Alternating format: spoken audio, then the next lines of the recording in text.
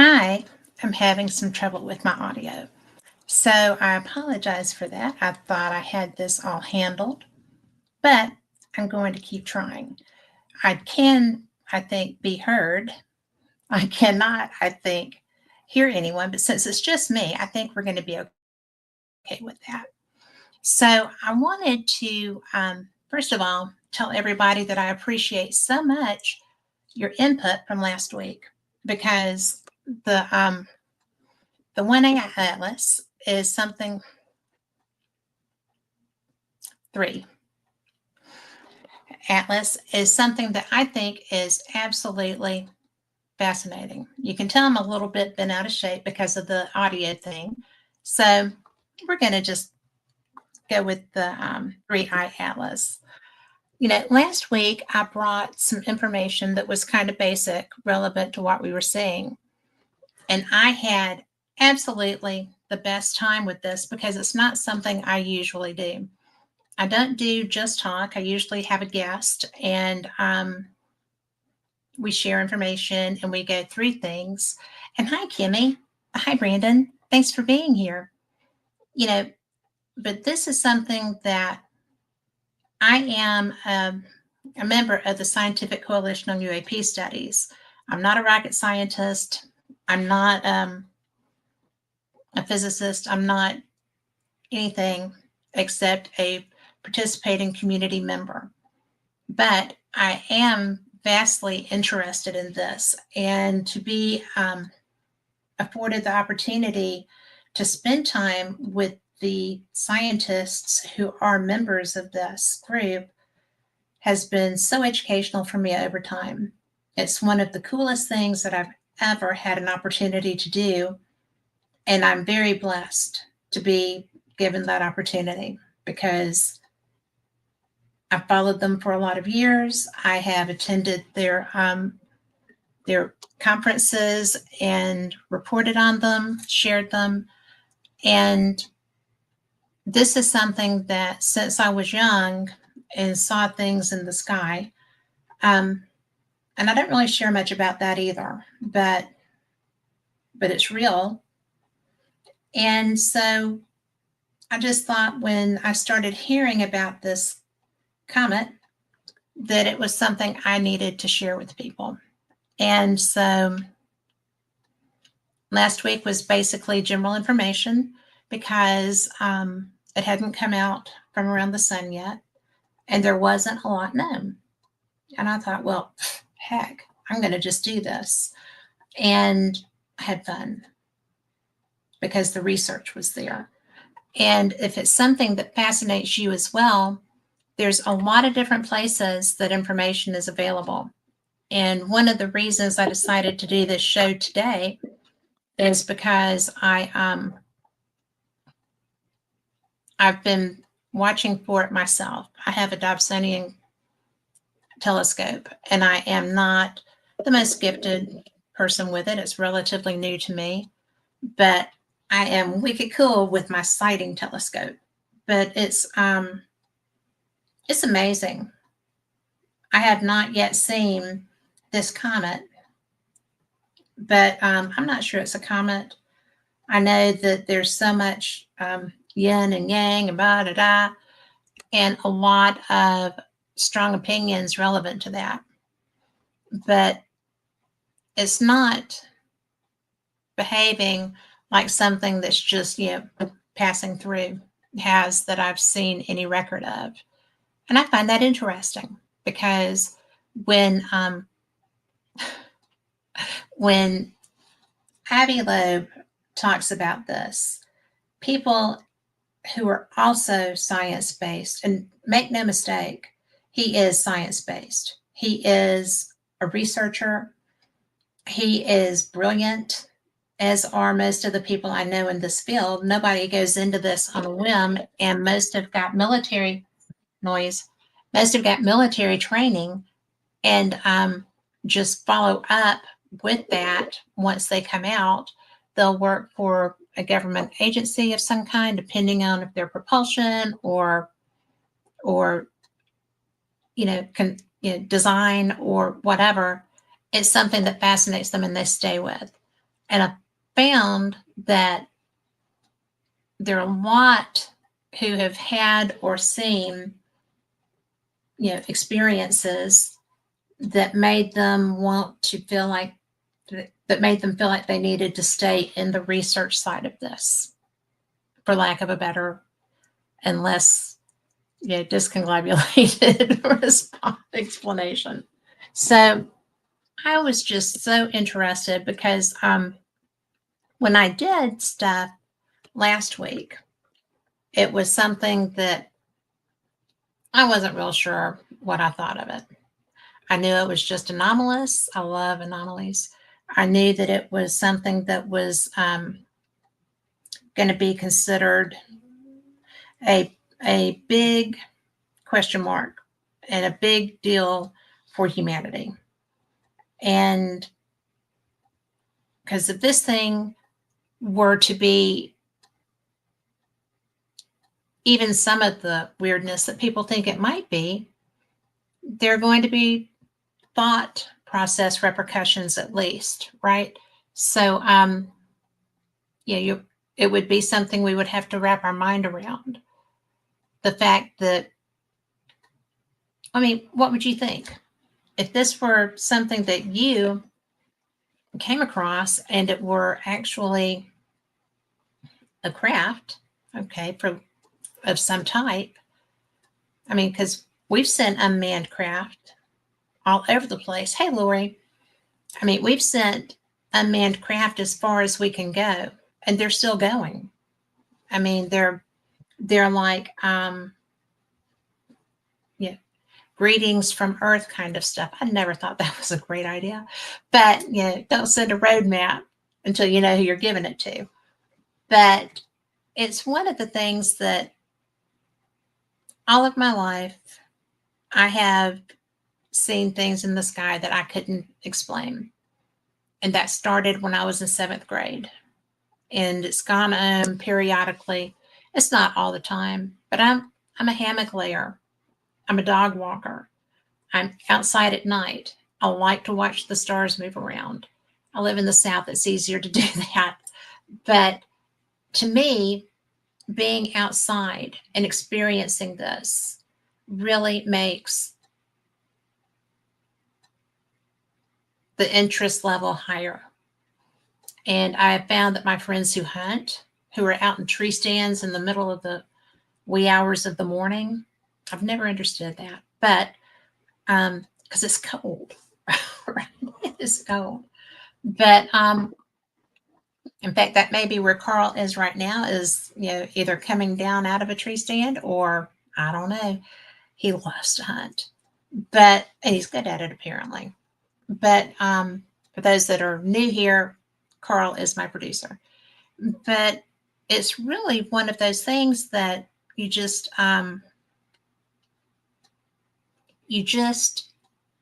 know that you see things you can't explain. I'm also, to be full disclosure, I'm a paranormal investigator too. So anomalous things don't trip me out, and I'm always curious. And I think that there's not a big stretch between interest in one anomalous thing and interest in what a lot of people assume are other anomalous things. I don't think that spacecraft from other places is necessarily anomalous. I think it's very presumptuous to think that we're the only game in town. I say that all the time. The fact that we're a relatively, I would think, young civilization. Okay, so I think that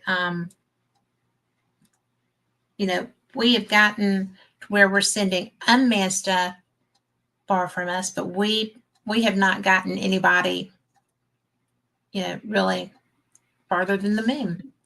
And for whatever reason, we haven't been back. I think there's reasons for that. But I wanted to recap a little bit about from last week's show.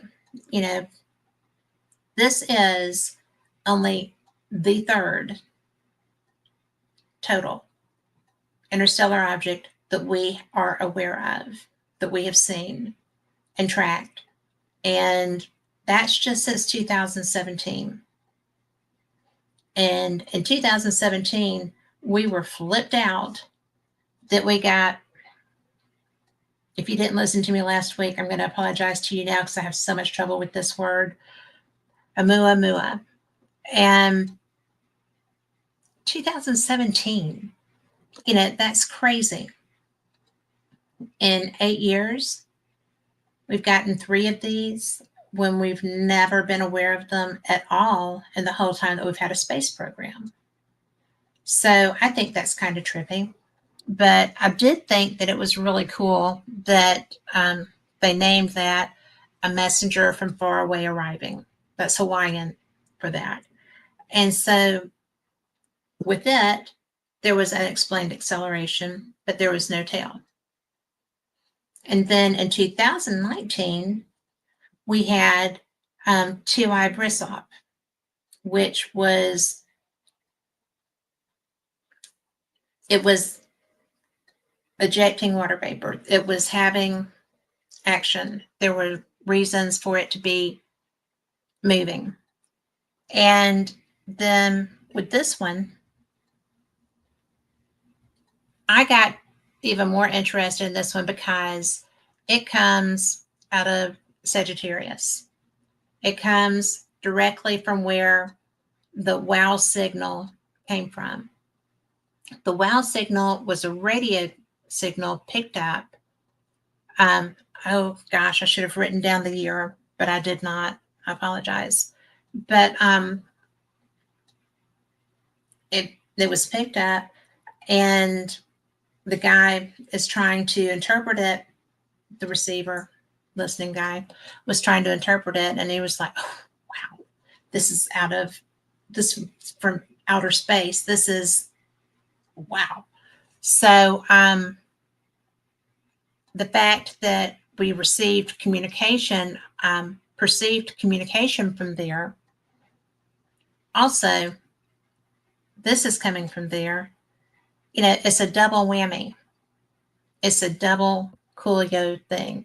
And let me look and see what year the WOW signal came, because I think that's going to be something that is relevant to what we're looking at here for the conversation. So, well, fiddlesticks. I was having a little bit of issue trying to get on tonight, so I'm a little bit discombobulated, trying to get all my grieving going on. So we'll find out the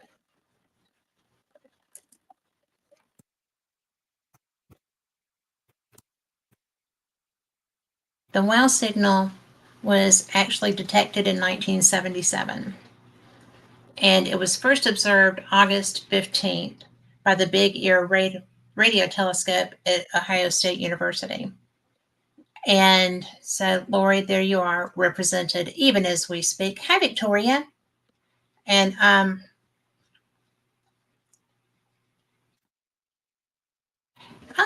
and Victoria Monday said that 3-Eye Atlas hit perihelion at the very same degree in the same sign as her natal sun. So there you go.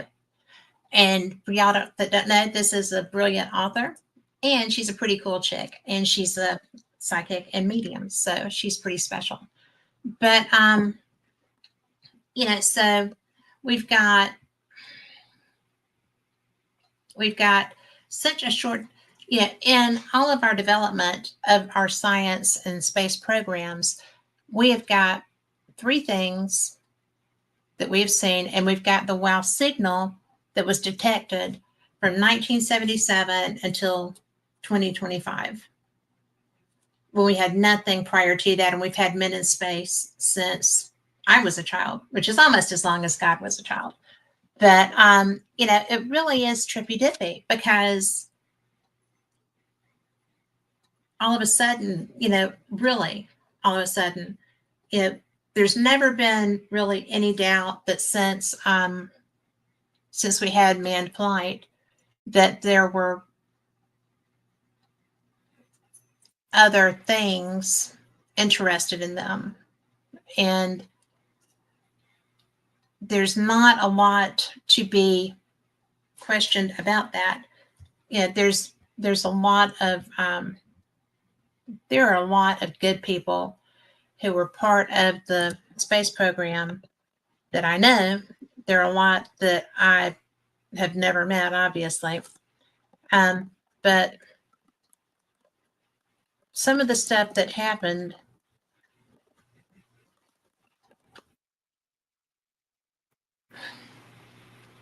is just weird. I'm trying to get this. There we go.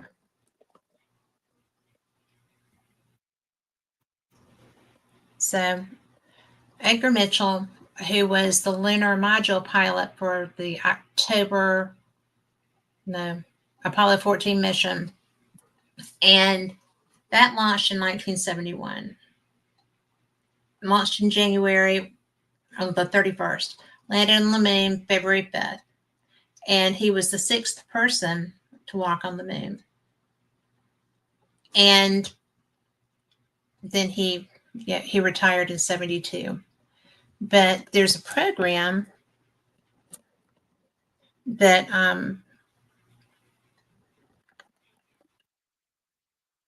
he was a very large part of.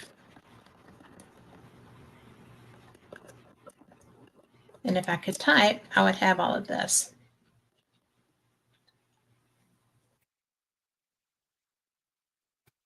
And it's called IONS, which is the Institute of Noetic Sciences. And it is a nonprofit research center, scientific research center. And it's very cool. Okay. It's really something that very few people are aware of if they don't have these experiences.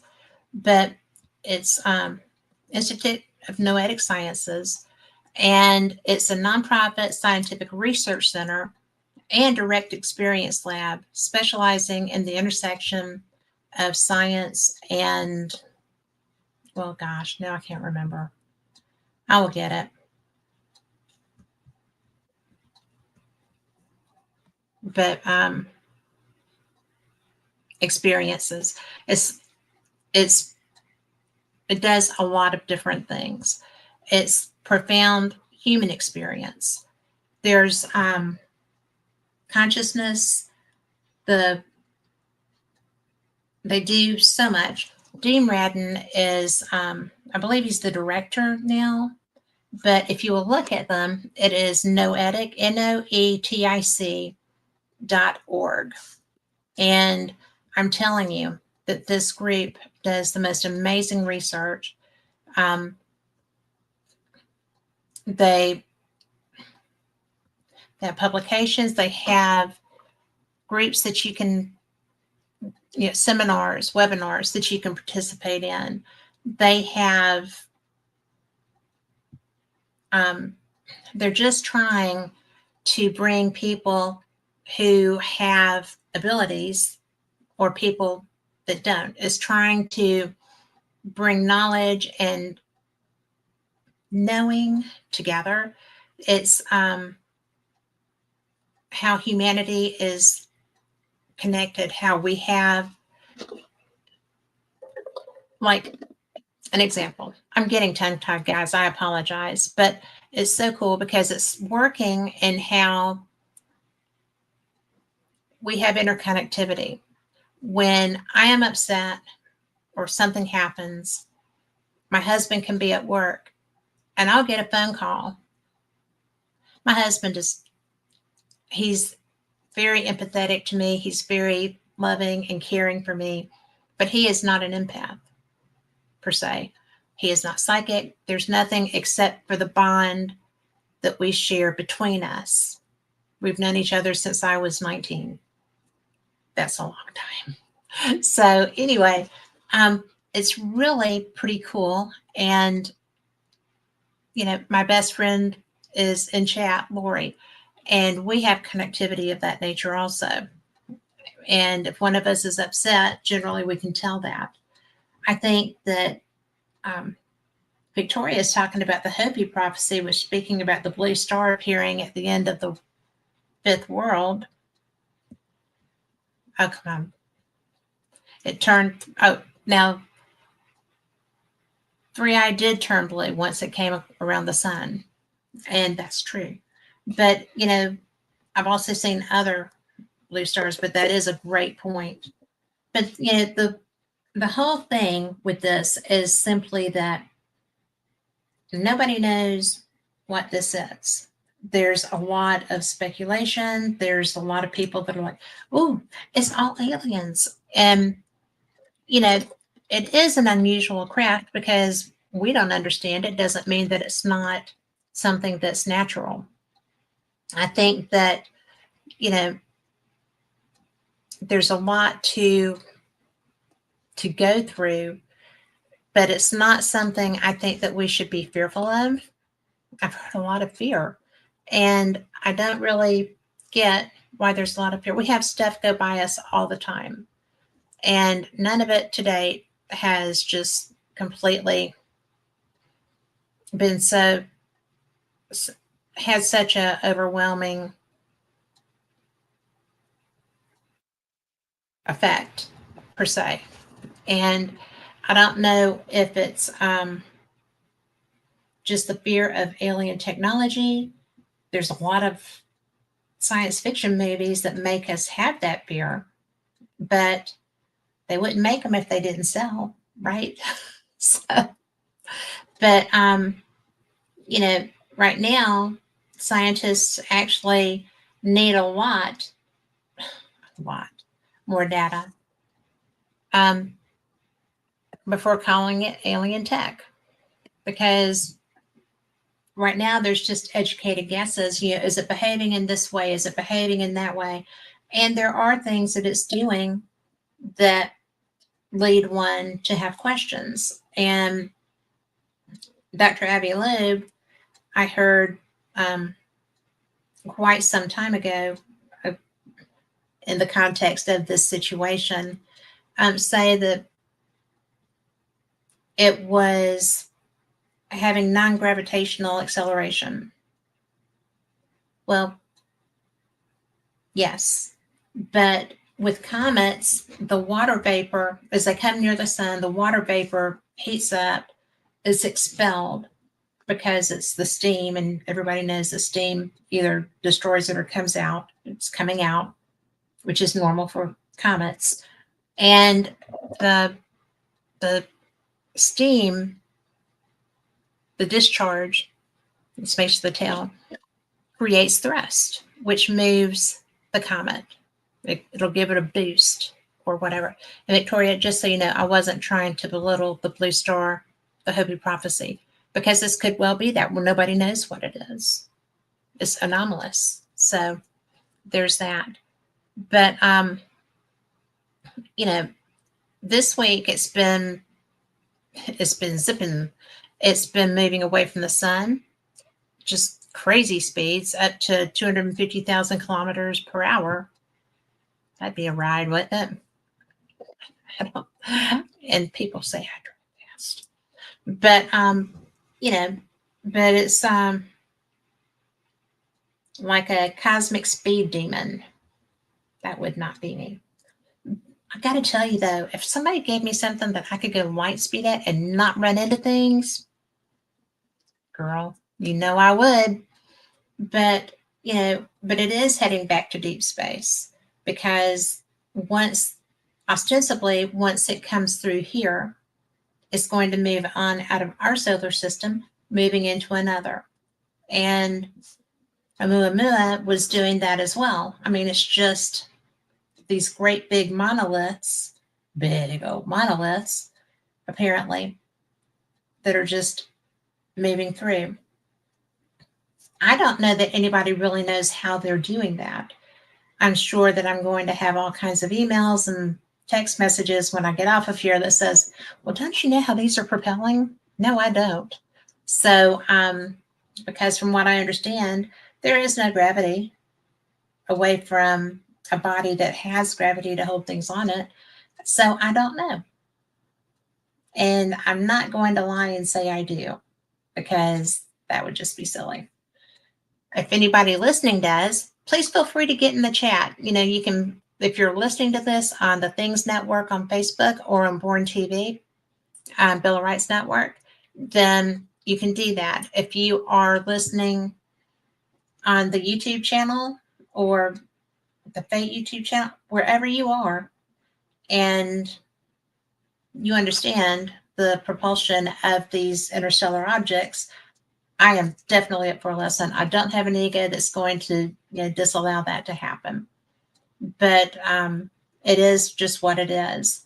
And, the European Space Agency used Mars data to nail down its path. And folks are buzzing about a faint radio signal they picked up, sparking all sorts of theories. And overall, it's putting on a show before vanishing for good. Cool stuff for stargazers. And I think that it is. And,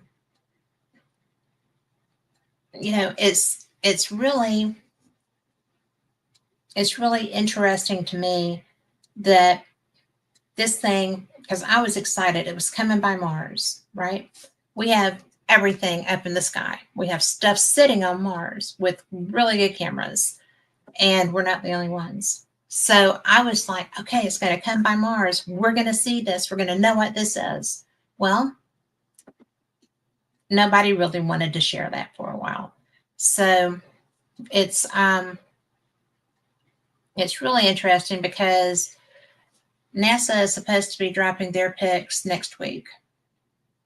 I don't know why they're not out yet. Maybe they're still analyzing them and they don't want to scare us. But they'll show the wild tails. They've got one pointing forward, like an anti-tail from the gas jets, and then a fresher, brighter one trailing behind that popped up after fading out. So I don't know.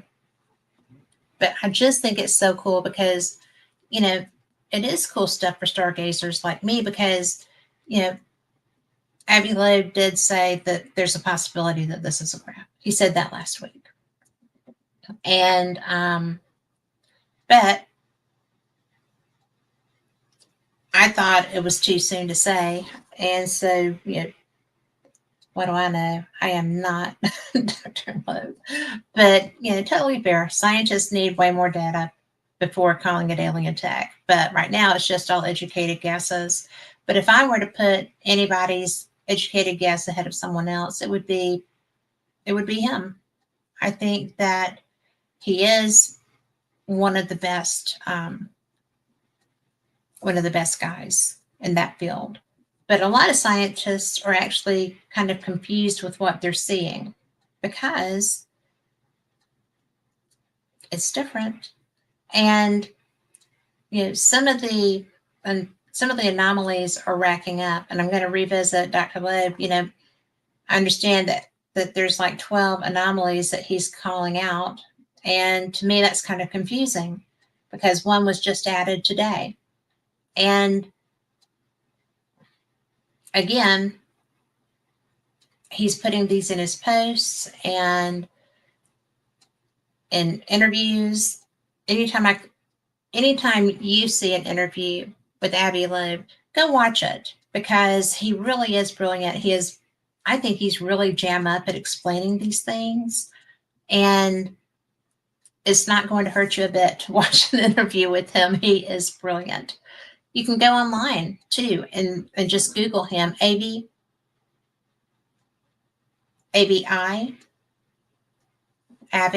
Loeb, Loeb. He is a professor at Harvard. He's over all kinds of programs, but just find him and you will absolutely get a great education, even through YouTube. But he's been cataloging these, we'll call them quirks of this comet.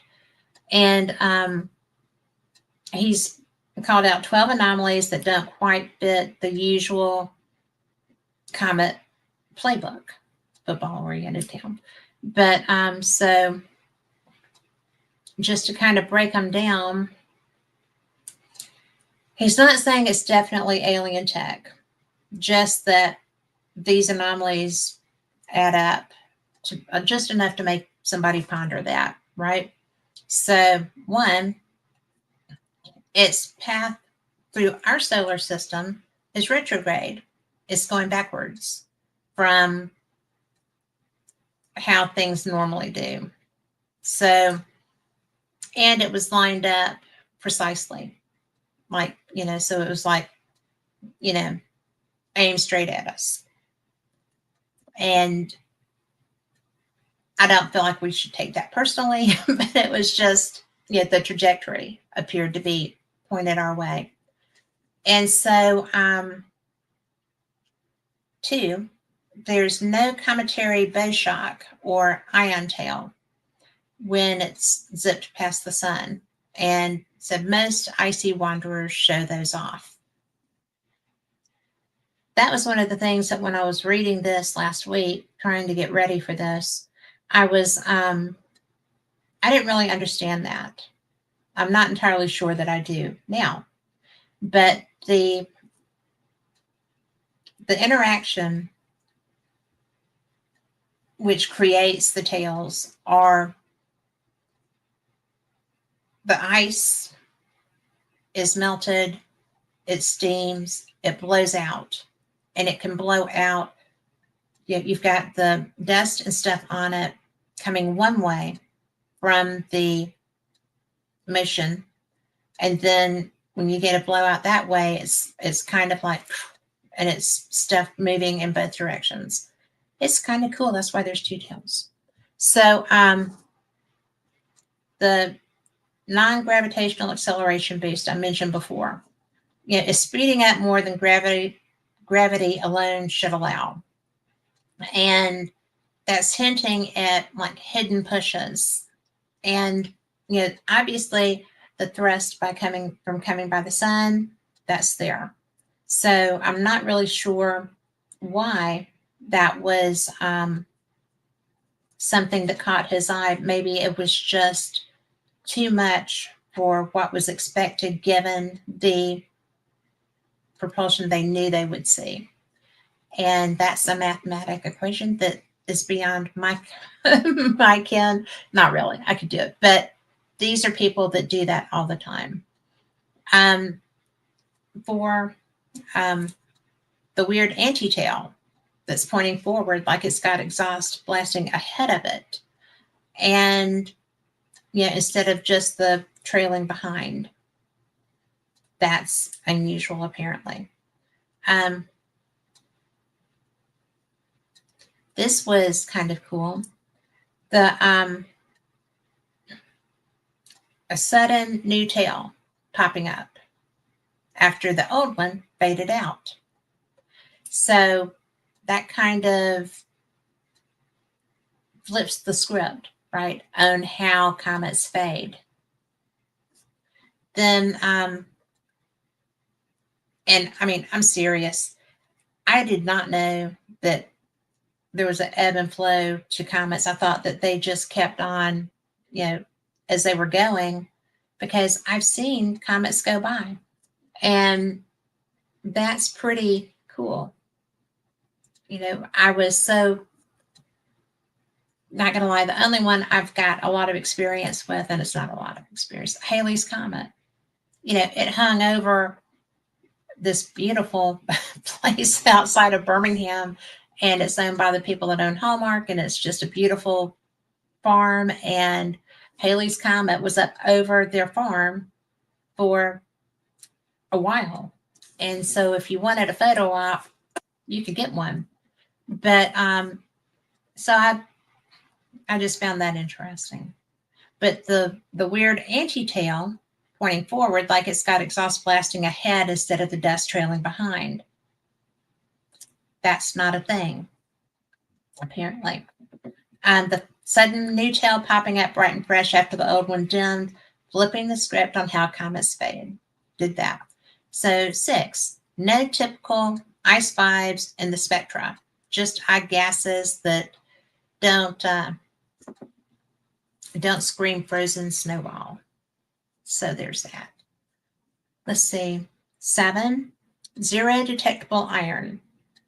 Even though nickel's there. In space rocks, those metals usually buddy right up.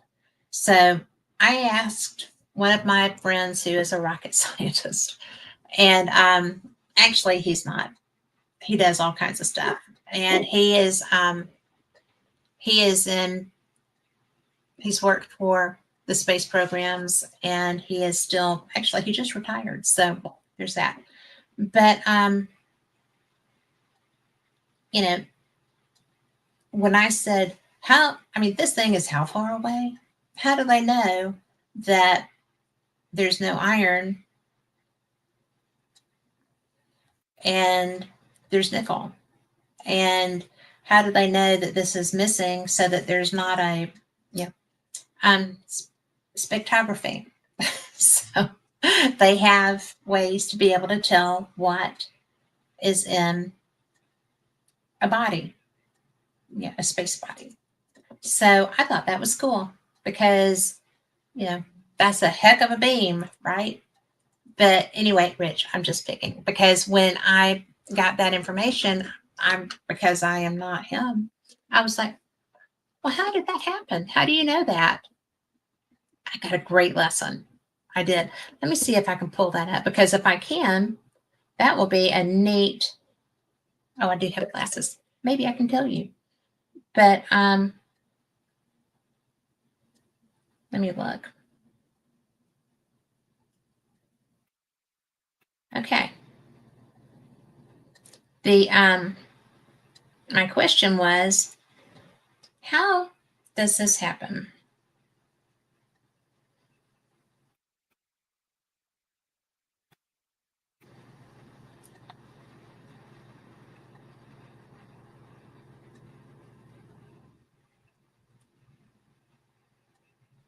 All right, solar winds can play havoc, usually creates the comet tail. And so there was that. But the spectrograph can tell you composition, temperature, pressure, magnetic motion, and speed as well. And it's like a diffraction. So the comparison I got was, ever seen a rainbow? Light is diffracted through a glass or a raindrop. If you have a diffraction grating or a slit in a camera lens cap, you can mount it to a telescope and get a picture of the elements on a picture. So, rocket science, I'm telling you, I am so blown away by these things. I'm so blessed to be able to talk to these people. So, I love that. So, anyway, so there's no iron, which there should be. 8, the whole thing's tumbling end over end, way too fast for a chill comet cruise. So that's something that, I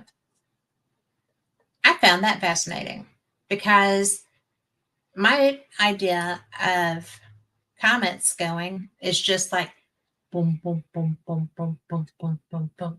And that's the way that Oumuamua was portrayed in every image that I saw and every person I talked to. There was never a tumble. It was just like a. So to me, that was interesting. And also, if it's tumbling, it doesn't make sense on how those steam jets can provide that kind of thrust and it be controlled. And let me see, we have comments here. A two-ply tissue that's been pulled apart and then a comet was placed between the two tissues. Yes, that's pretty much it. So, but again, I do not understand why this thing is like tumbling end over end. And I know that all of the imaging that we are shown, it looks like a ball with a lot of, looks like somebody's been on a driving range just taking chunks out, right? Bad golfers. But to me, I don't think tumbling is the way that these things are supposed to move. course, nobody asked me my opinion. I didn't get any input on how these things move. So there you go. But it is going wide open with a choke out. And if that were, I've never heard anybody say that about another comet. So the ninth one is no visible dust coma or halo around it, just sharp edges where you would expect the fuzzy glow. And I don't think I have that graphic. Let me look. So, because I tried to keep this.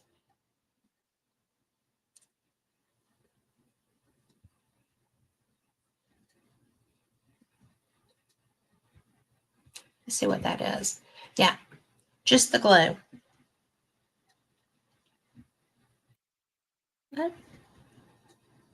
You know, it's right there has a glow. This was from July 21st, so that's several days old. And then here it's just kind of like it's got the tail on it. So that doesn't make sense unless this is not really where I pulled it down. It said that that's what it was. We'll go back and look here in a minute. But anyway, it's me. So this one's trippy. Okay. To me, this is pretty trippy dippy. There was a faint radio blip that they caught. Could be natural, but it's oddly structured. You know, it's like a signal peeping through the noise. And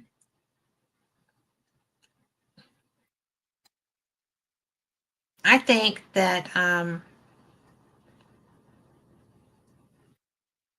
the radio blip is,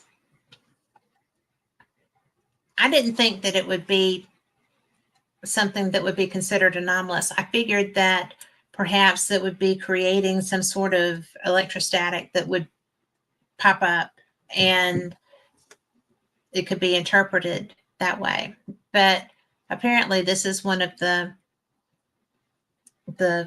things, you know, it's people thought it was a beacon, like a, not like a beacon, but like a transmission or a beacon.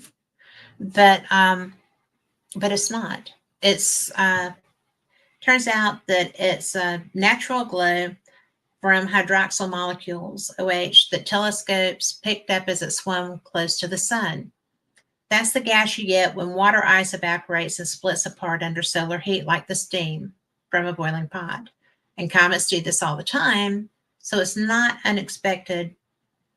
It's totally expected for an icy visitor like this. And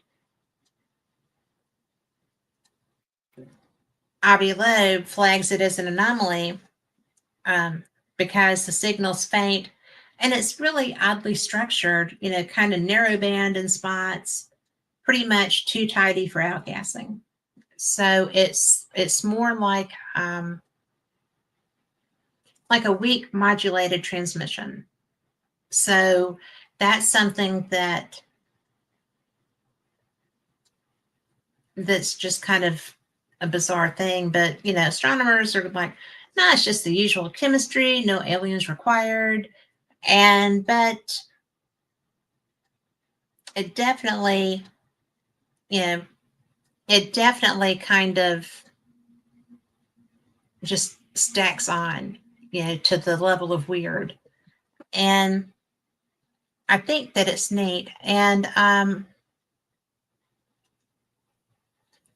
just think that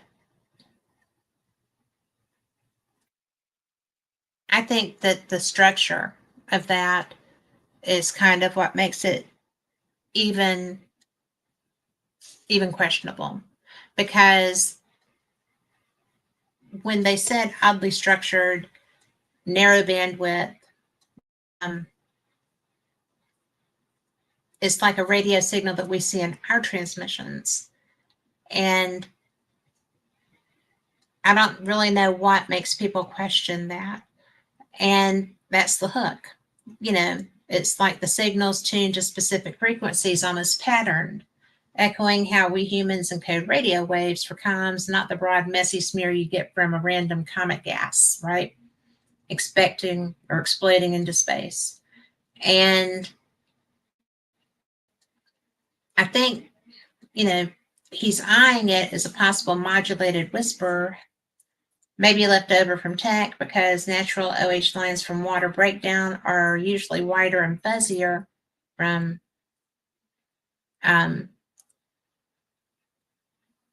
Doppler shifts and turbulence. So, but a lot of people, you know, pushed back pretty hard on that. And they said it's just the hydroxyl radicals, back to the hydroxyls again, absorbing radio waves at precise wavelengths, totally standard comet chemistry. And so no encoding necessary, and any structure is from the telescope setup or the gas flow lining up. And I just don't even know what I think about that. But the flip side is that no one's caught a repeat or, you know, decoded yet. So it's 90% natural, 10%. But fuels that little bit of wow moment. I think it does.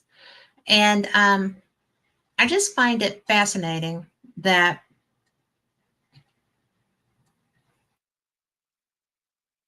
it's just crazy, because there's so much here and I'm kind of blowing through it, but there's a lot. And I've spent, last week I decided to do the show on this, or, you know, Sunday, I decided to, that is not right. Wednesday, I decided to do the show on this because I found it interesting. Then last Sunday, I did this, but when I didn't have nearly the information available, and I'm not a rocket scientist. I'm not an astrologer, astronomer, or anything of that nature. I am a person who hosts 2 anomalous topic radio shows. I am absolutely blown away by the fact that this is something that is a natural phenomenon, but it's blowing a lot of scientific minds out of the water. And these are people that I know, and I don't mean blowing out of the water like their hair is on fire. I mean blowing out of the water because this is so cool. And this is only the 3rd one ever, and it's happened in this short time frame. And this is something that absolutely, positively is unexpected. It came from someplace that we've already had anomalous experiences from. The WOW signal was quite something. It's never been repeated. I have spoken with Seth Shostak, who is SETI, and he has assured me that there's never been anything indicative of extraterrestrial life, his experiences with the things that they've researched there. For probably 10 years, I had my computers running the SETI program. It's a global thing. And I never saw anything. So the fact that now all of a sudden these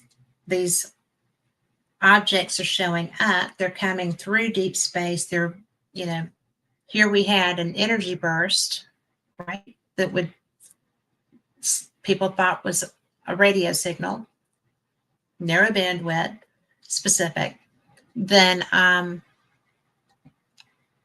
it's just really something that you wouldn't really think that this would be something that skeptics would be looking quite so hard at discounting. They're looking for a way to discount it. But they kind of are. These are the same people. They spent their careers discounting alien stuff. Or anything that looks too perfect gets extra scrutiny. And really, honestly, it's the way science works, right? You know, you don't get to claim probe or whatever unless you rule out all of the other things. You don't get to go jump straight to anomalous until you've ruled out everything. And I think that I saw a writing that said, so while Loeb's anomaly sounds sexy, the skeptics have the ace up their sleeve. No one's been able to repeat or amplify the blip under lab conditions yet. So if you're looking or you're trying to prove or disprove, or if there's something that's just so different, right? What is that? Extraordinary claims require extraordinary proof. They do.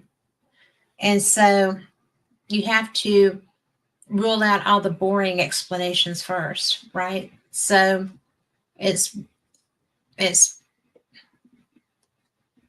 it boring? With this being there, I don't think there's anything boring about it. And I do say, and I do agree, that extraordinary claims require extraordinary proof. And I think that it's the way of the beast. So, you know, it's these are the same people who have spent their entire careers discounting alien stuff. All of the things, alien stuff. And, you know, I work for Fate Magazine. I am the host of a show that is all about anomalous things. Yeah, don't you love when that lighting does that? Anytime I move out of frame, it's just hilarious. But, you know, this is our new issue. And I'm going to not be able to get it right. But the cover article is the Skinwalkers and the wonderful Stevie Tombstone, a great musician. You should check him out. Actually wrote that article. And then the UFO phenomenon is a follow-up article in there, Easter Island, and more. And I just thought, because this just came out, so you can find it online. If you run across me at an event, I'll have some with me. I'll be glad to share them with you. But, you know, this has a lot of really, a lot of really great articles. I'm going to turn that light. I'm failing miserably. No, I'm not. There we go. But one of the things that's in here, UFOs, a realistic assessment, which I think this was put together before this situation, so I'm going to be interested in that. Chestnut Ridge, which is actually written by Maxim Furyk. I've had him on a couple of times this year. He's a great guest, a great writer. You'll enjoy that. Space Mystery in Russia, written by Alexei Arkhipov, The Power in Your Hands, Remembering John Mack, which is written by Keith Thompson, Lilydale Then and Now by Ron Nagy,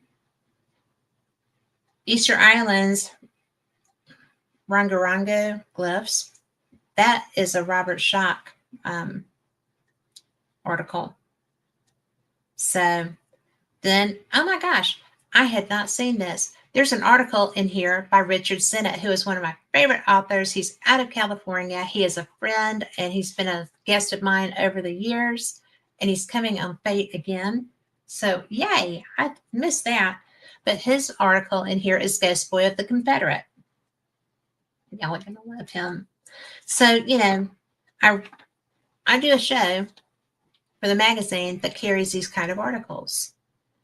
We are fascinated. The very first Fate magazine was the Kenneth Arnold story.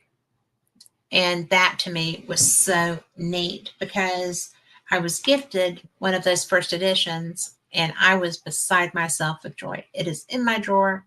It's under lock and key. I read it.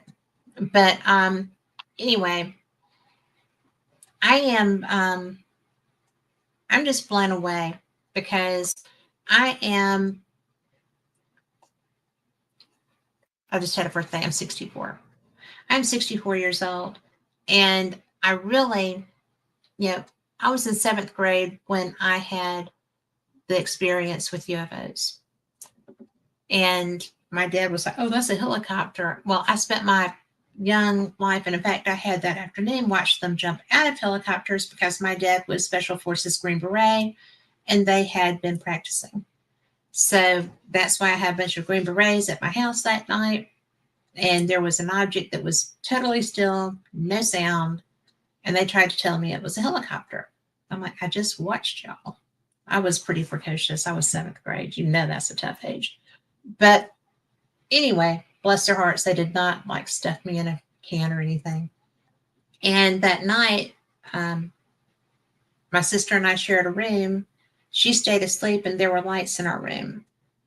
And they were not police lights. They were like green and white. And it was weird. So I've been interested in this stuff since then. Move along the lines. I was doing paranormal experience, had not yet started doing Fate, and I applied for credentials to several cons that year. And the first one I got credentialed for was the very first Alien Con. It was held outside of San Francisco in a little convention center. And it was a very small convention center. They expected about 3,000 people. They got about 9,000 people. It was a madhouse. It was all of the regulars from Ancient Aliens plus George Noory and a lot of other people as well. It was crazy.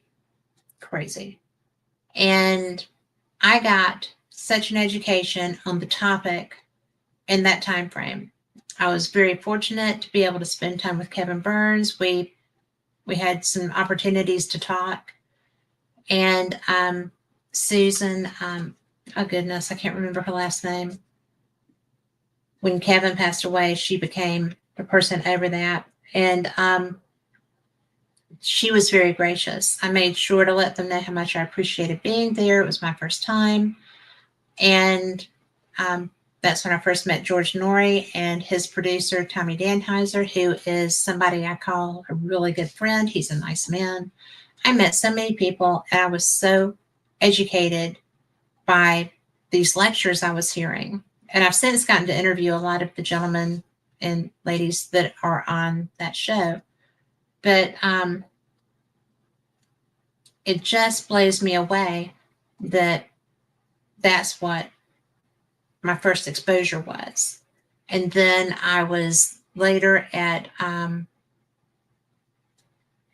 is it that same year? No, it was the next year. I was at Contact in the Desert, and I was at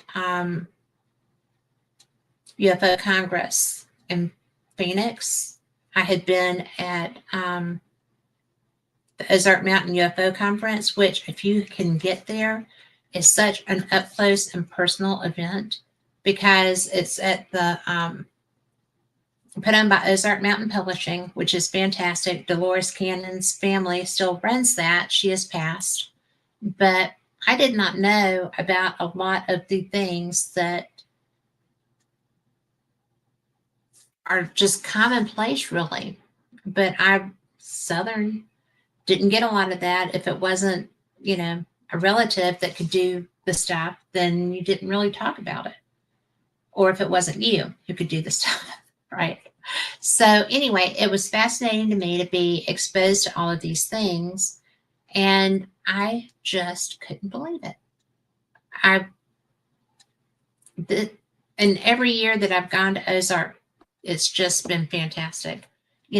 Right in the middle of all that, I broke my knee. I couldn't do anything for like 3 years, but there's that. But when I went to the first Contact in the Desert, I ran into experiencer groups, right? And I did not know that this was such an organization of experiencers. There were a lot of people who have been either abducted or just had conversations with or come across. And I was walking with Linda Moulton Howe through one of the crowds, and she stopped. And there was a young woman there, and she was so beautiful. Oh my gosh, her coloring was magnificent. She was just glowing. And she was with her mom, and Linda said, "Really?" And the answer was yes. And I had just met my first person who was, I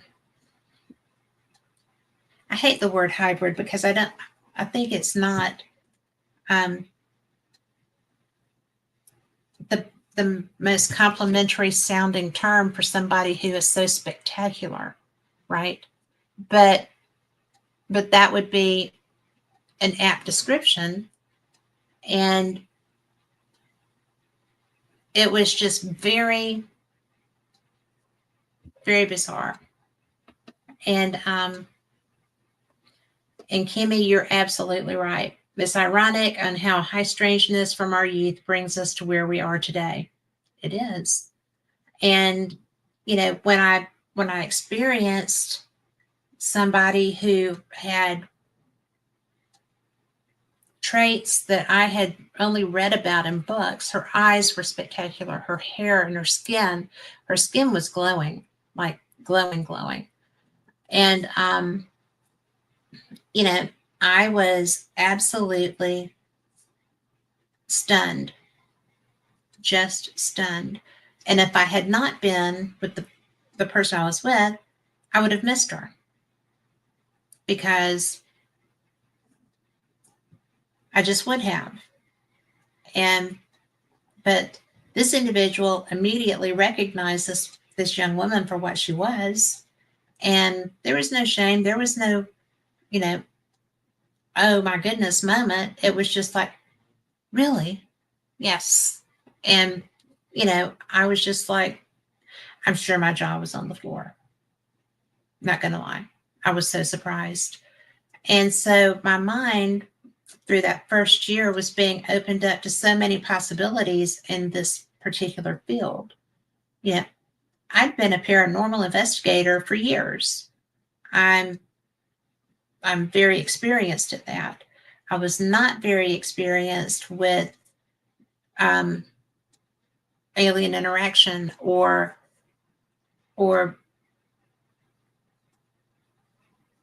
relationships or things of that nature. In the course of my conferences, I met a woman that I really thought was very cool. And she had shared her experiences in a book, but she was very nervous about it because she had just written it. And I had her on, and she got very, she did the show. I thought she did a fantastic job. It's a very difficult topic, but she had written a book. I'd heard her talk about it at a conference. That's where we met. And so I invited her to come on. After the show, she was very tripped out and asked me to pull that show down. And I was like, I don't know how to do that, but I'll figure it out. So, but I just tried to reinforce with her that she had done such a beautiful job that nobody was going to judge her. And she just wasn't comfortable. So obviously that changed. But it was so, I learned how difficult those experiences can be for people. And, now when I sit back and I think about it, I don't think that anybody that I've talked to in the last, 10 years I've done paranormal experience, and I started doing those conferences almost immediately. I don't think I've spoken with anyone that would have had a comet that people think is a craft on their bingo card for this year. I didn't. I look at the sky all the time. I see things all the time. And I know that most of that is going to be natural stuff. It's going to be, our craft. And hey, Nicole, I have had this alien. His name is Al. My husband got, my first owl was blue.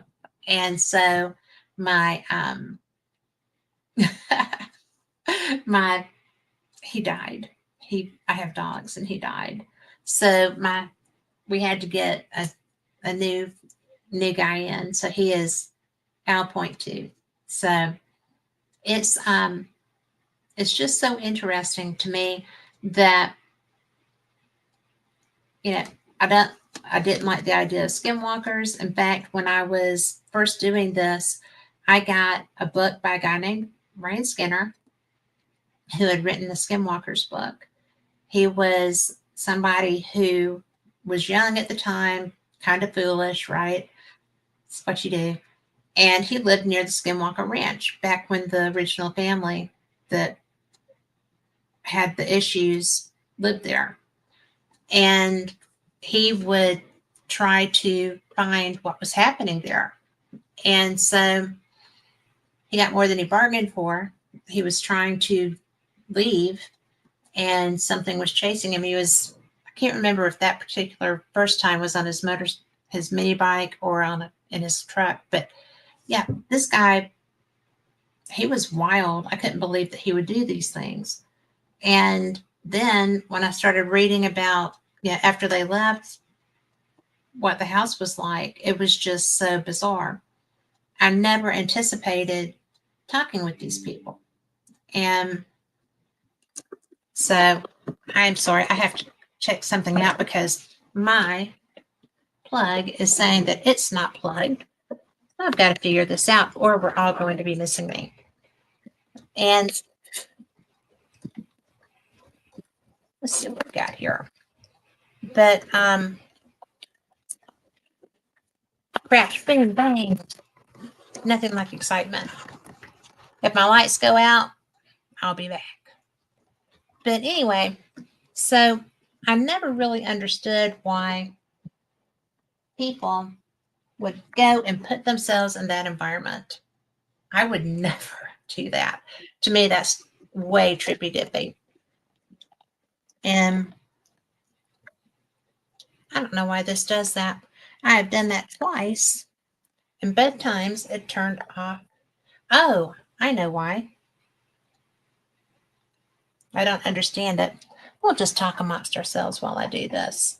But I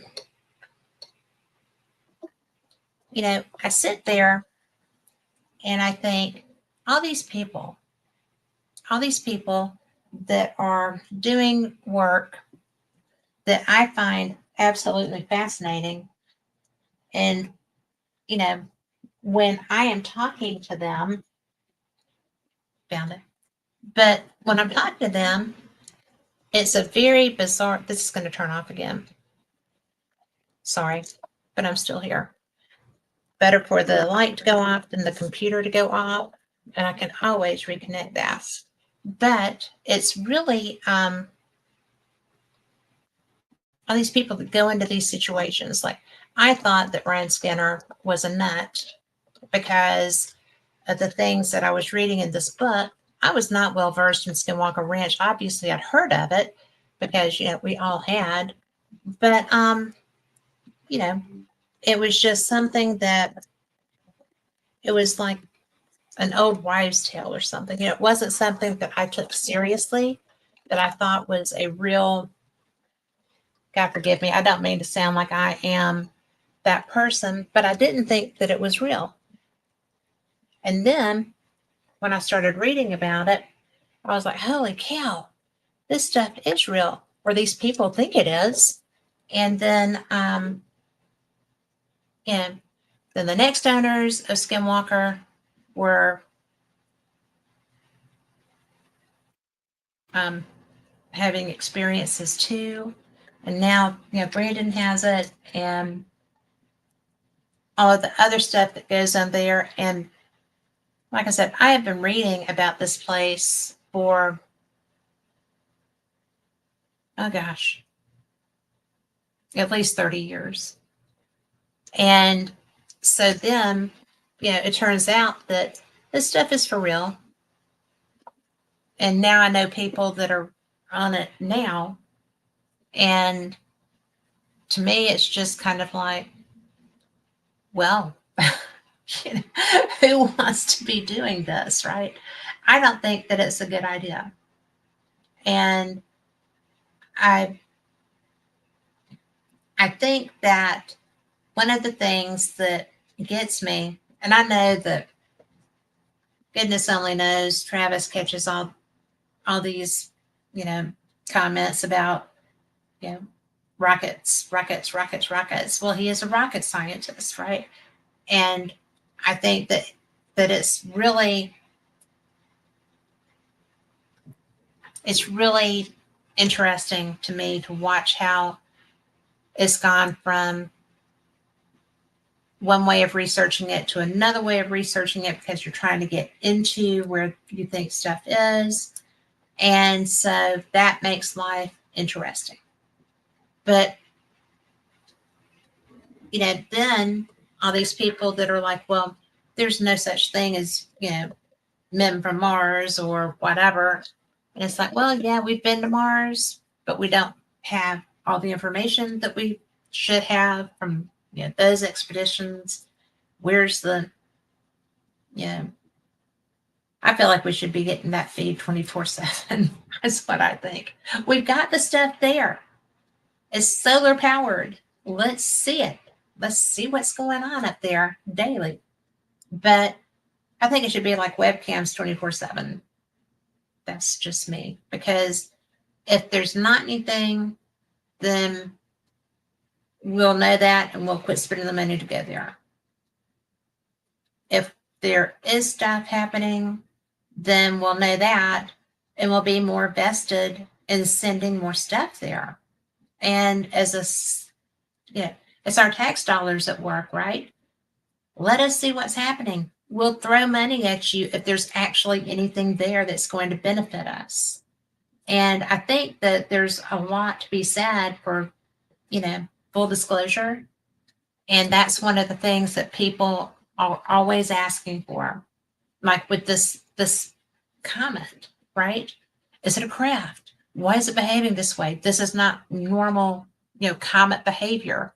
Where is the, where is the explanation for what we're seeing? Because there's not a lot happening here that doesn't, you have propulsion, you have unknown methods of propulsion happening ostensibly. So let's find out why somebody that knows his stuff thinks that this is anomalous.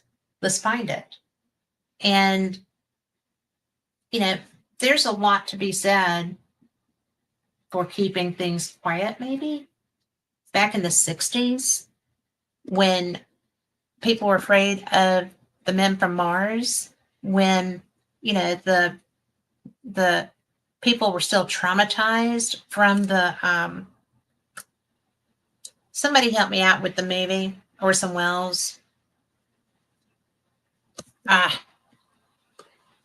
you're so going back. War of the Worlds. People were so stressed out from Orson Welles and the War of the Worlds. I think that was our first test as a society. How are they going to react? If we tell them that this stuff is happening, what are they going to do? Well, we failed as a society. People jumped to their deaths because they thought that Orson Welles' show was real, right? So, can't have disclosure. People are going to die. And so that was then. This is now. We have so many people who are having experiences. We have so many people who have, are in the abductee society. They not society, but, classification. We have so many people who have all kinds of experiences, not just horrible ones, great interactions, friendships, whatever, relationships, in like 3 cases that I know of, and I'm just me. But, you have rocket scientists who are seeing things.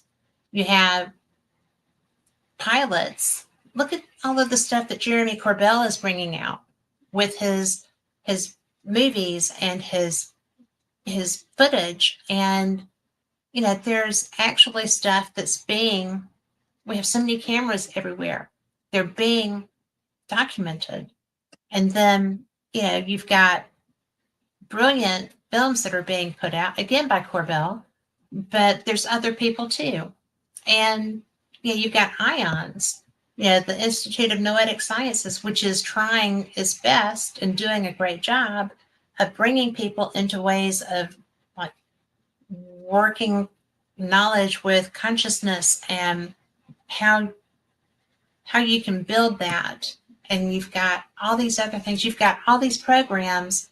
You've got people, equipment on Mars. You've got places they're trying to find a way so that we can live off this planet. Well, if you will show us stuff, if the government, if you're listening, if you will show us stuff, if that planet was not just going to shoot through our solar system, but was coming at us, would you tell us? Fair question. Would you tell us before it was too late to do anything about it? If you had a plan in place to do something about it, it would have been funded with our tax dollars.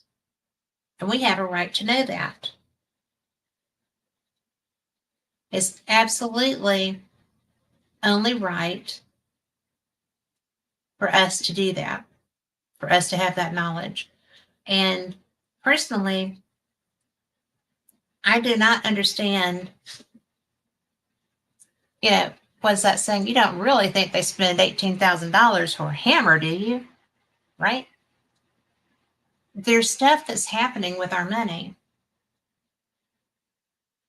And if you don't think that we can handle the information, you better start thinking differently. Because as a society, if we're ever in danger from something like this comet, it's not the end of the world. But is it? I don't think that's true. But what if it were? What if something were coming at us and they're spending all of our money? I mean, our taxes are going somewhere. We know we have stuff on Mars. How long has it been since we put a person on another object? We need to be doing better exploration. We need to be doing better at managing scenarios. worst case scenario, why don't we have deflector shields or something that we could implement of that nature? I don't know. I'm not a rocket scientist. I'm not an engineer. Married to the brilliant machinist who does all kinds of engineering, but that's not me. I do, this. But there's people that have all this knowledge. And Kimmy, I would love to, but it's going to be in the summer. Kimmy is a Bigfoot person, and she is working with Jay Bajan, and they have got a film out. And so, seriously, she is jam up. And I will come up there, but I will come in the summer, if that's okay with you. Not in the fly season, though. But, and I will take you up on that, because I would love to be in the woods at night with you and Jay, because I would hide between the two of you. I don't like bears, and I don't like things that, slither and bite. I live in the South. We have just things that slither. But, I think that if nothing else, I think that having 3 interstellar objects in our skies, in our path, right, since 2017, 8 years, probably 7 if you count time actual. But, hi, Ray. But we have had this many objects in this short period of time. And if that was coming straight at us, we've got nothing. We have got, what is that old saying, bend over and kiss your butt goodbye? No, I don't want that. I want options. I want to know that our tax dollars are going to fund things that are actual benefit to society. I don't want to be spending $18,000 on a hammer. And I don't want somebody handling our money that thinks I'm stupid enough to believe that. I just sound Southern. I'm not stupid. So, it's just one of the more exciting things, I think, of our time, that we have this coming through. We had a Muamua coming through. We have, Tuai Brissov coming through. We've got, so far, 3 experiences. So far, officially, we've dodged a bullet now 3 times if this one doesn't hit us. And what's happening to protect us from these? And, if it's a craft, you should tell us that too, if you find out that it's a craft. Because we could handle that too. So, I'm on my soapbox. It's standing right here under my feet. I should probably step off right now. But, what do you think? We've got some people in chat. Nicole, do you think it's from God, the comet, or Al? Because you were asking me about the alien. And it's nice to have you in chat too, by the way. But, I just think that, what we have happening, this is the 3rd time in 8 years. And it's actually, let's see, a little over 7 years. But, 2017, that was kind of interesting. But it also had unexplained acceleration. And it was just a rock. They actually showed what they said were images of that, right? So it did look like a flat rock. But it was going, what they showed us was of it just kind of, like zooming through. Just zoom, zoom, zoom. And it didn't, from what they showed us, it didn't have the tumble motion. It didn't even look like it rolled based on what they shared, it just looked like it was like a surfboard going through, right? It was just flat. And it was flat. That was a very strange looking thing. But it looked like it would have made a good skipping stone, right? If you could hold it in your hand. But and then I don't recall seeing, and correct me if I'm wrong, if anybody in chat saw it, I don't recall two-eyed bristle being reported on so much. Do y'all? I absolutely don't. I was surprised when I found it. And of course, that was probably when I was hurt and I wasn't paying attention to very much. So that's always a possibility. I lost a lot of time right in that period, but it's over now. So, and then now we have this one. And it's so much larger. And that's something I find interesting because I thought Oumuamua was huge. And this one, they said, is so much larger. And this one's round. And like I said, the graphics, I think they're graphics that they're putting up. I don't think it's actual imaging of this satellite, of this comet. But it's like a funky shaped rock, like roundish, with divots on it. So has it been traveling long enough that it keeps getting hit? And when it gets hit, that should knock its course off, right? So there's that. So would we actually know where it originated if that were the case, if each one of those divots was where it got hit hard enough to create that and knock it off course? There's so much to this stuff, right? I had no idea until I started talking about it. But I'm just so interested. I guess that the reason that they started changing the name, because like I said, with the first one, they gave it an actual name, a Hawaiian name. It's a really cool thing, a messenger, from afar arriving. It did. So, but again, no tail. So I found that odd. Comets have tails. And then you have, I don't recall Brisov, and then you have Atlas, which is pretty astounding. It really is pretty astounding. So I'm actually loving it. And now I can't get to where I wanted to be.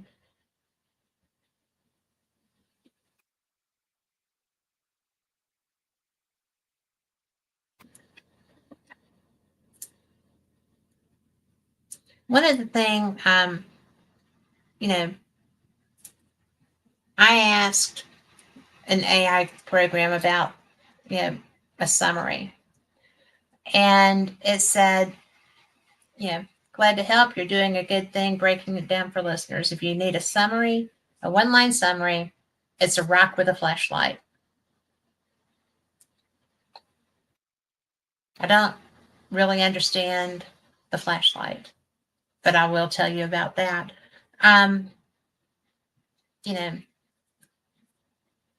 Tails, jets, glaring lights.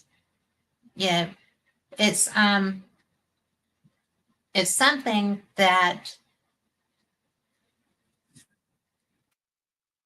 it needs to be fun. It needs to be a learning experience because that's what it is.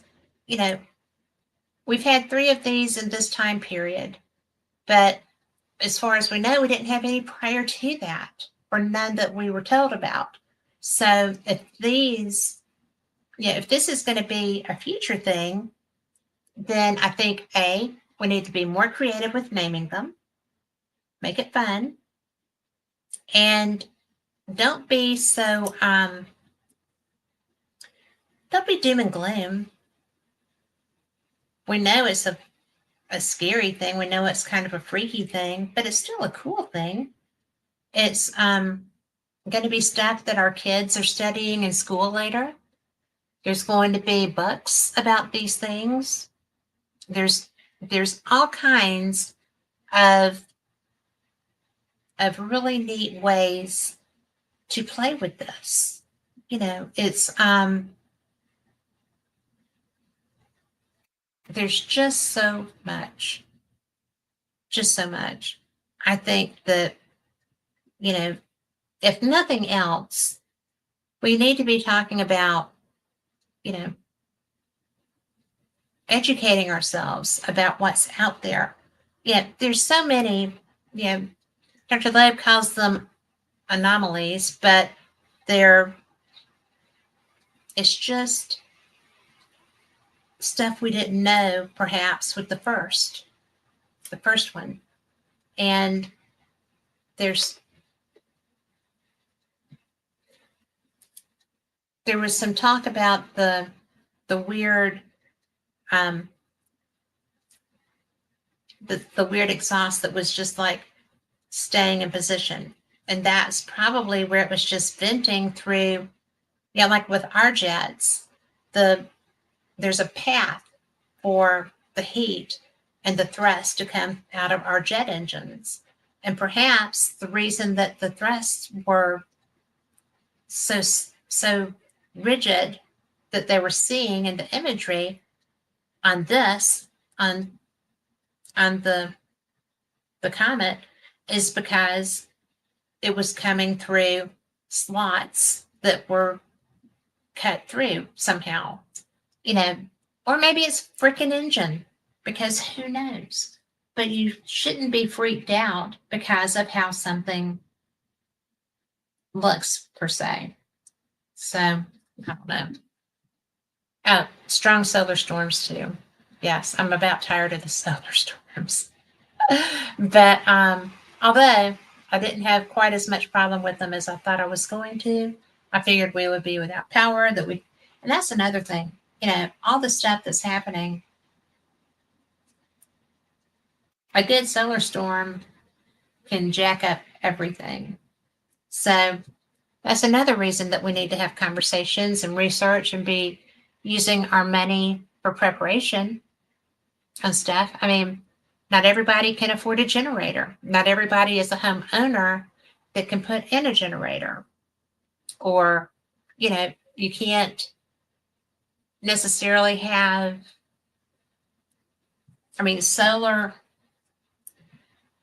solar chargers and things of that nature are expensive. And in my experience, they have not been very reliable.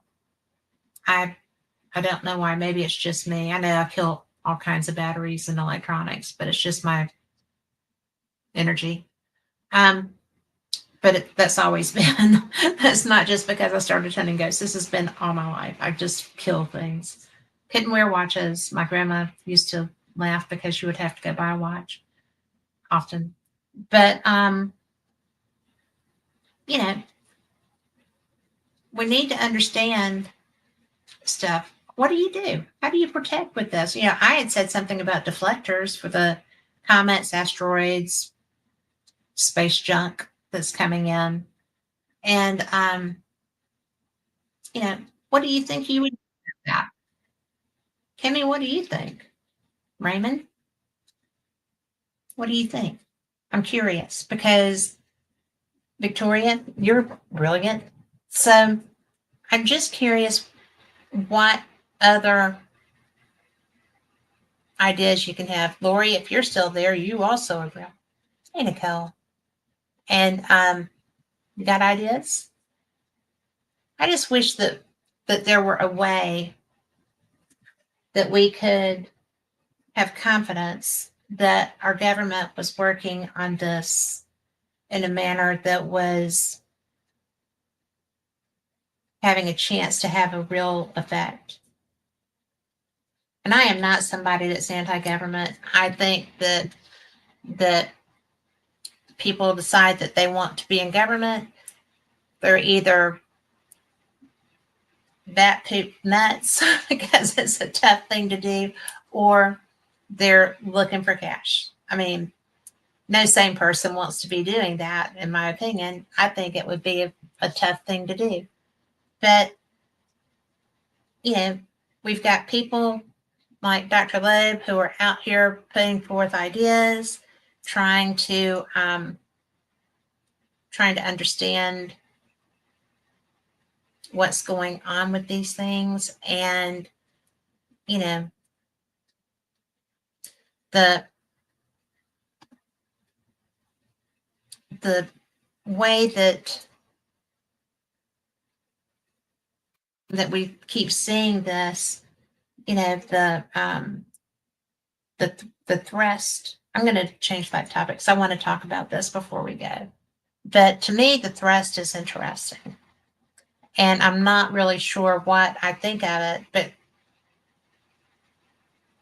I know it looks like precision engineering, right? Like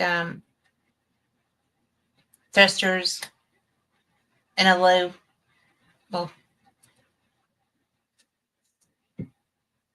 key kind of way, helping it hold formation. And, you know, I've mentioned that they were talking about it, you know, stable gas flows from uneven heating, but those thrusters, no wobble, no blur from the tumbling. Razor straight over 1,000,000 kilometers, no wobble. No wobble. I mean, really. And yet it's tumbling. Pretty good engineering, really. So I wish I understood these things more. I'm trying to learn them. By the time I learn them, it's going to be gone. And we'll be looking for the next one and hoping that it doesn't come through and hit us. Although ostensibly this one was coming straight at us when it came out of its solar system into ours. And, you know, what do you think changed that? I got nothing. I got nothing. I don't know what would change that. I'm trying to learn. I'm getting better. But, you know, it's and I actually did ask. I asked the program, and it was just like, yeah, that's a head scratcher.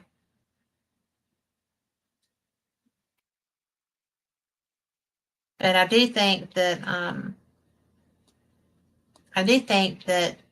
if I were to be breaking this down further, what would you want to know?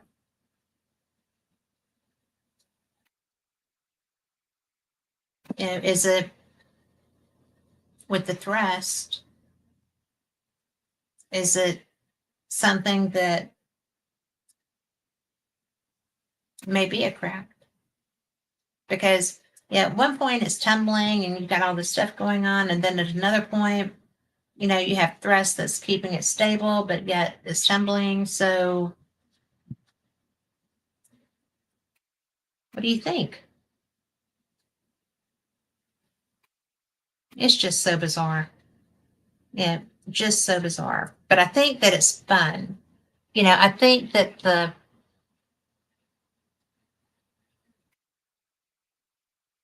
mystery, and the opportunity to see this is one of my favorite things. I mean, when I thought that it was already in range, you know, it was cold. I had that. I had my telescope out that afternoon to get it acclimated so that I would be able to see. And I'm looking all at, you know, around Jupiter and trying to get a little bit of reach with it. And I was just, but it was also a full moon. I was getting too much light in it. But I'm learning. It's not, I haven't used it that much yet. It's kind of new. And I got it from a sky gazer up in Huntsville that works for NASA. So it should be a pretty good telescope. But I am trying to look at this with Wide-Eyed Wonder and get a chance to see it if I can, and trying to learn everything I can about it, because I think that if we have three this fast, we're going to be seeing more of these. And I really want to be able to approach them with a sense of wonder and not a sense of, holy crap, which was kind of my reaction at first, because, you know, there's a lot of things that can cause a holy crap scenario. And if that's the case, that's the case. I mean, there's not really much we could do about it, right? So panic is futile. Resistance is not futile, but panic is futile. And I just think that there's so many opportunities to learn these things. I think that there's so much more that we can anticipate. I think that we're going to be seeing a lot of these. And I don't know how I feel about that, but maybe some of my rocket scientist friends are busy as bees trying to devise a methodology to not have to leave somebody on that sucker to steer it away. So I don't know what movie that was, but I do know that that was a bad idea. And, you know, I just want to be able to be excited about something like this without feeling like it's going to be a death knell for our society, for our planet, for our environment, for whatever. Because according to things that I've studied over the, you know, in the past, these, not necessarily this, but, you know, just regular meteors can create havoc, and we don't even know anything about them. We can't stop them. So I think that it's going to be fun to try to figure out the best ways to handle these things. And I do know that, or I'm really hopeful, I'm really hopeful that people are working diligently to figure out how to do that. There's so many people who are so smart. And, you know, if we could just have the scientists do their thing and have the rest of the government stay out of their way, except for giving them the funds to do it, that would be ideal, I think. And hello, Rebel Patriot. I hope you're doing well tonight. Oh, did I read that? I do not have my glasses on. I did read that right. Hello. So, you know, I just think that one of the things that I am looking forward to is getting to know exactly what's going to happen. You know, anomaly number 11 screams precision engineering. Thrusters on a low-key air spacecraft holding formation. Stable gas flows from uneven heating. But man, does it look engineered, right? I just absolutely, I think it's cool. A little scary, but a lot cool. I'm trying to look and make sure that I've gone through everything. So, 250,000 kilometers an hour. That would be the ultimate speed demon thing. I just think that would be fun. I can't even imagine. I have a hard time getting over 100, and that kind of makes me tense. Not that I would do that on a busy road, but, you know, I'm just sitting here thinking, I wish I could see it. I wish that it was close enough yet. And My telescope is still acclimating, is still ready, but I don't think it's going to be close enough to see it.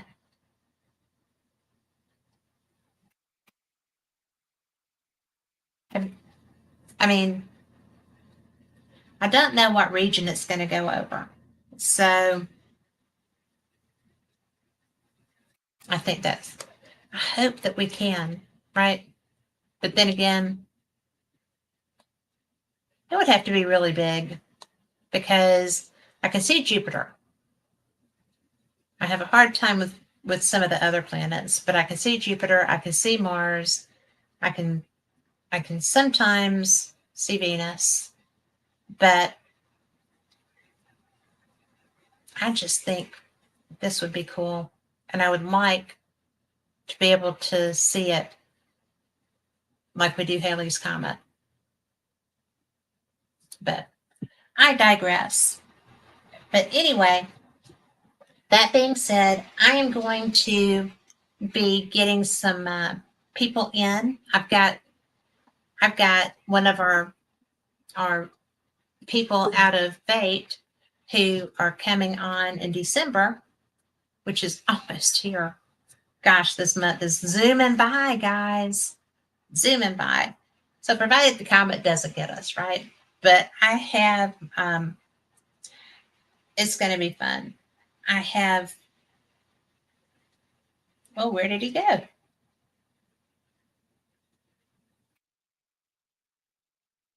Tony Rathman. I was like, I know he's in this magazine. But Tony Rathman, and if any of y'all know him, he is the best EVP guy. Am I right? I'm right.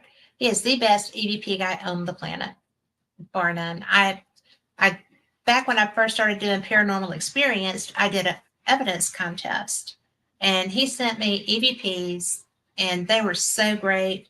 He won a radio show, and then right after that, our producer just disappeared with all my money. But we got back together. Not him. He's gone. He was not mine. He was just a producer, but he just disappeared. And so Tony didn't get to do a show then. He wound up doing one, and he is brilliant. But his project is called Staticom, and he's going to be on in December. And there's an article that he wrote relevant to the Staticom project, and it is in here. And let's go to page 71. Hopefully they're marked good or well.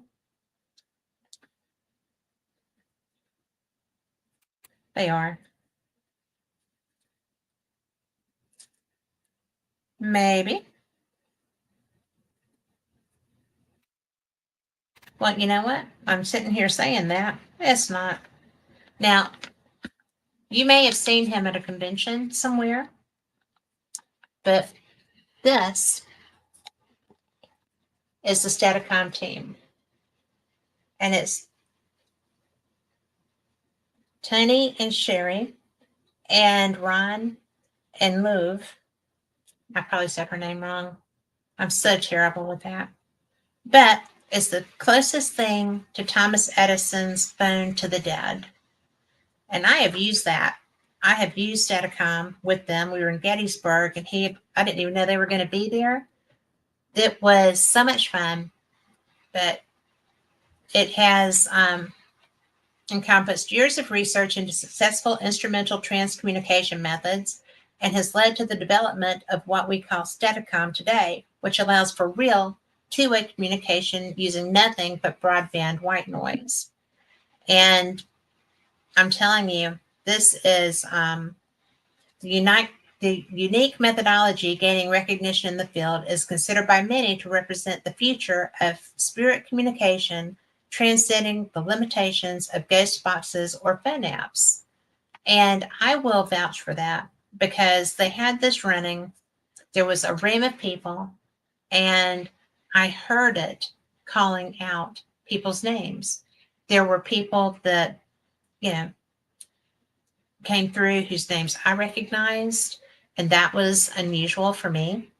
And Tony has been working on this. He specialized in EVP research, employing a range of digital recorders and microphones, including parabolic mics to capture clearer and more relevant responses. And I think that that's what he was doing with the evidence that he submitted to me for that contest. And I was not the only judge in that contest, and I did not know Tony at the time, except as a listener. And so for me to get the chance to see this, see his work prior to Staticom coming out was really a gift, because it was really fantastic. And so his extensive dedication led him to explore the SB7, which notably increased the quantity of responses but posed challenges in deciphering the messages, which is true. I am terrible at picking them out, but I did get a lot. But I get actually more just using a voice recorder, right? Just plain nothing, just doing that. And it's nice because I don't have the background noise of the static. And for me personally, I get really great voice recordings, just plain out of the air voice recordings. And, you know, it's you're going to be interested in this because there's a 3-part docu-series titled Knowingly Talking to the Unknown, produced by Tony, detailing the research conducted to develop the Staticom method based on Ron's, his partner's, initial book about ITC. And it's 4 people who have come together. They're 2 couples. They've been working on this. And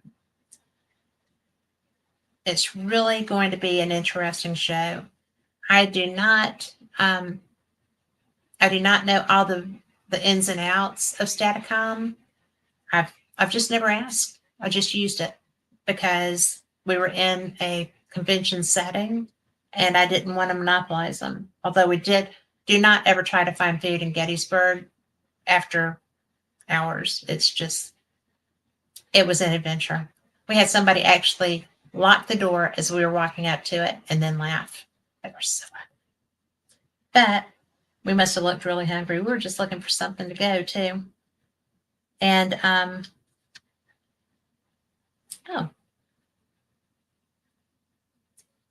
this is a good description of Tony. I'm going to tell you this before we go. He's an experienced paranormal investigator with 14 years of dedicated research in various global locations, such as Japan and the Philippines. He initially held a skeptical view of the paranormal. However, his perspective shifted after a ghost hunting experience with his wife, Sherry, on a Valentine's Day weekend 14 years ago. Following that experience, they captured voices responding to their inquiries on recording devices, sparking Tony's fascination with electronic voice phenomenon. And I'm going to tell you, when you start doing that and you realize that these are intelligent people talking to you, having a conversation, and I have had an incident where I did not hear the recording until after I'd already gotten home. And I was so bent out of shape because I felt like I had been rude. I wasn't rude because I didn't know it was there, but regardless, I went back to the location and, to see if I could find that person. And then in another instance, I could not get into the location because it was being torn down. And I felt so bad because I felt like that spirit had tried to communicate with me to let me know what had happened because I didn't listen to the voice recording then. And I was actually in an emergency room of a hospital that was coming down. And I just said, did everyone in here die of a heart attack? And when I got home and was listening to that recording, it said, no, they shot me.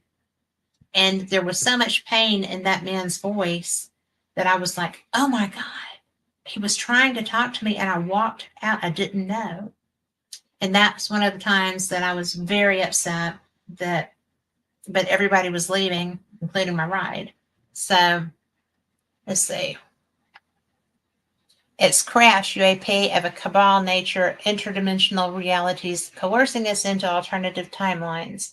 Now, the Internet of Things, Sabrina Wallace, among others. I don't know who Sabrina Wallace is. Can you tell me that? Or should I? I mean, I will research it, but I don't know who Sabrina Wallace is. But I will by tomorrow.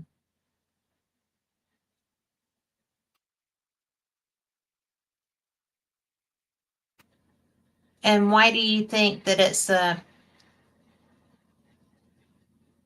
what alternative timelines do you think it's trying to coerce us into? Not being difficult. I'm just wanting to know.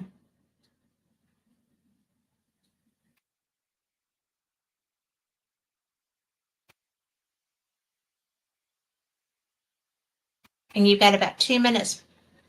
Oh, you do have 2 minutes before I have to go. But I will research that. And you can reach out to me on Facebook and talk to me there because I would be interested in knowing. So, that being said, I have to go. I did not realize we were out of time. I'm so glad that you were here. I hope that you gained something from this. And, I'm just really, there we go. Self-described technologist, whistleblower, and survivor of Black Ops experimentation claims to have been a DARPA test subject, a modified child, and incredibly, some of that checks out. Oh, thank you. Hey, Sue. Thank you. I didn't know you were out there. You're going to have to come and chat more, bud. But anyway, I gotta go. Thank you so much for being here. And if we have anything more interesting, I will be bringing that to you. I will be back on Wednesday night with Paranormal Experience. That's the same time, 7 to 9 Central. And it's going to be fun. So be blessed, be good, take care of you and those you love. And you know what? I believe in fate. These are great magazines. The information's great. And I'm so blessed to be here. Thank you for supporting this show. And I will see you next time. Have a great week. Good night. And thanks again. Sue, come back.